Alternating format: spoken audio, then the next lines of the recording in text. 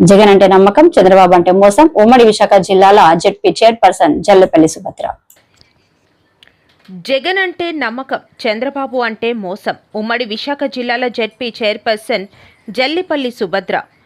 జగన్ అంటే నమ్మకం, చంద్రబాబు అంటే మోసం అనే పుస్తకాన్ని ఉమ్మడి విశాఖ జిల్లా చైర్పర్సన్ జల్లిపల్లి సుభద్ర మంగళవారం ఆవిష్కరించారు.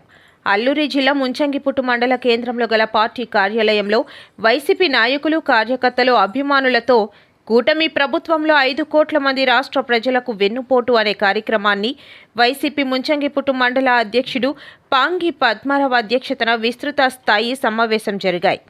ఈ సమావేశంలో ముఖ్య అతిథిగా పాల్గొన్న ఉమ్మడి విశాఖ జిల్లా పరిషత్ చైర్పర్సన్ మాట్లాడుతూ జగన్ అంటే ఓ నమ్మకమని, చంద్రబాబు అంటే మోసమన్నారు.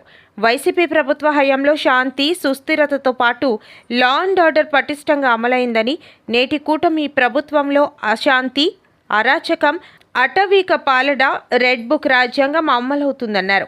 వైసీపీ ప్రభుత్వ హయాంలో కుల, మత, వర్గ భేదాలు లేకుండా పార్టీలకు అతీతంగా సంక్షేమ పథకాలు ప్రజలకు అందించామన్నారు. నేటి కూటమి ప్రభుత్వంలో తల్లికి వందనం పథకంలో అర్హులైన లబ్ధిదారులను విస్మరించిందని, అనేక కారణాలతో అర్హులను కూడా తల్లికి వందనం పథకం వర్తించకుండా చేసిందని ప్రభుత్వంపై మండిపడ్డారు. కూటమి ప్రభుత్వంలో మహిళలకు రక్షణ లేదని, ముఖ్యమంత్రి సొంత నియోజకవర్గంలోనే మహిళల పట్ల అరాచకం జరుగుతుందని, మహిళలు, బాలికలపై అఘాయిత్యాలు, వేధింపులు పెరిగాయని అన్నారు. వాళ్ళు ఇబ్బంది పడుతున్నారు. ఒక ఇంట్లో సుమారుగా ఒక 20 కేజీలు బియ్యం రావాలంటే వాళ్ళు 20 కిలోమీటర్లు నడిచే పరిస్థితి ఈరోజు వస్తుంది. మరి ఇదేనా మీ విజనరీ నాయకత్వం? ఇదేనా మీ విజనరీ పాలన అని మేము ఈరోజు అడుగుతూ ఉన్నాం. ఈరోజు అడుగున కూడా కిరాతకంగా ఎక్కడ పడితే అక్కడ మహిళల మీద దాడులు కానివ్వండి, అదేవిధంగా ఈరోజు వైఎస్ఆర్ కాంగ్రెస్ పార్టీ మీద దాడులు కానివ్వండి, అదేవిధంగా ఈరోజే వచ్చినటువంటి వార్తల్లో చూసుకుంటే కుప్పంలో ఒక మహిళ మీద ఒక కూటమి నాయకుడు వారి దగ్గర అప్పు చేశారని ఒక మహిళని తీసుకెళ్ళి పిల్లలు ఎదురుగా ఉన్న అంటే పిల్లలను వాళ్ళ పిల్లలు చూస్తుండగానే ఒక తల్లిని చెట్టులో కట్టేసినటువంటి పరిస్థితి ఈరోజు మనం చూసాం. అది ఎక్కడో కాదు, చంద్రబాబు నాయుడు గారి యొక్క సొంత కాన్స్టిట్యున్సీలో. మరి ఇవి కనిపించట్లేదా అని మేము అడుగుతున్నాము. రాష్ట్ర వ్యాప్తంగా జరుగుతున్నటువంటి అన్యాయాలు, అక్రమాలు, రెడ్ బుక్ రాజ్యాంగాన్ని ఈరోజు ప్రదర్శిస్తున్నారే తప్ప ఏమీ లేదనేది కూడా ఈరోజు ప్రజలందరికీ తెలుసు. వీళ్ళు రాష్ట్రంలో ఎక్కడ అభివృద్ధి జరగట్లేదు, కేవలము అల్లూరి సీతారామరాజు జిల్లాలోనే అభివృద్ధి జరుగుతూ ఉంది అని మొన్న డిప్యూటీ సీఎం గారు అదే మాట అన్నారు. అదేవిధంగా గిరిజన సంక్షేమ మంత్రి గారు కూడా అదే మాట అన్నారు. మరి రాష్ట్ర వ్యాప్తంగా జరగని అభివృద్ధి కేవలము ఇక్కడ ఏఎస్ఆర్ జిల్లాలో జరుగుతుంది అంటే దానికి ఏంటి అర్థం? సో ఇక్కడ గత ప్రభుత్వంలో ఏదైతే పిఎం జన్మన్ కింద కేంద్ర రాష్ట్ర ప్రభుత్వాల యొక్క సహకారంతో గత ప్రభుత్వ హయాంలో ప్రతిదీ కూడా ఇక్కడ ప్రిమిటివ్ ట్రైబ్స్ ఉన్నటువంటి ప్రాంతంలో నివసించే ప్రతి గ్రామాన్ని కూడా అభివృద్ధి చేయాలని సెంట్రల్ గవర్నమెంట్ ఇచ్చినటువంటి నిధులకు ఈరోజు మేము ఇస్తూ ఉన్నామని డప్పులు కొట్టుకుంటున్నటువంటి మినిస్టర్ గారికి నిజంగా మేము సూటిగా ప్రశ్నిస్తున్నాము.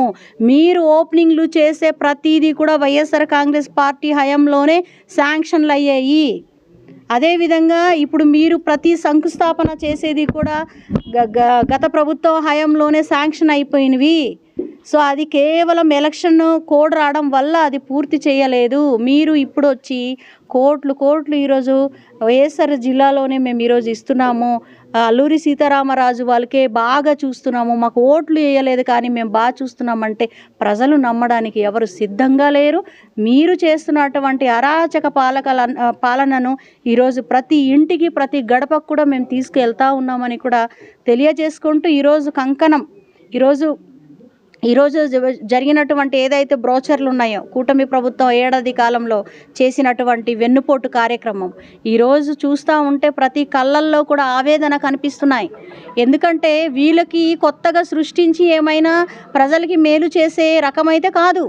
పోనీ జగనన్న గత ప్రభుత్వంలో చేసిన దాన్ని కాపీ కొట్టి దాన్ని పూర్తి స్థాయిలో అందించలేనటువంటి పరిస్థితి ఈరోజు చూస్తూ ఉన్నాం. దీపం అన్నారు, దీపం పథకం అన్నారు, తల్లికి వందనం అన్నారు, తర్వాత సుఖీభవ అన్నారు.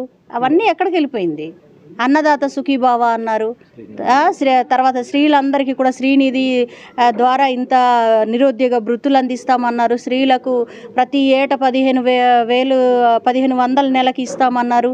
ఇవన్నీ కూడా గాలిలో ఎగిరిపోయినట్టు పరిస్థితి ఈరోజు చూస్తూ ఉన్నాం. కాబట్టి ఖచ్చితంగా రేపన్న రోజు ఖచ్చితంగా మళ్ళీ జగనన్న ఎప్పుడూ మా ఏజెన్సీ ప్రాంతం అరకు పాడేరంటే వైఎస్ఆర్ కాంగ్రెస్ పార్టీ కంచుకోట. ఆ కంచుకోట ఏ రోజు కూడా బ్రేక్ కాకుండా మేము చూస్తామని కూడా ఈరోజు మీడియా ముందు తెలియజేసుకుంటున్నాం. Thank you.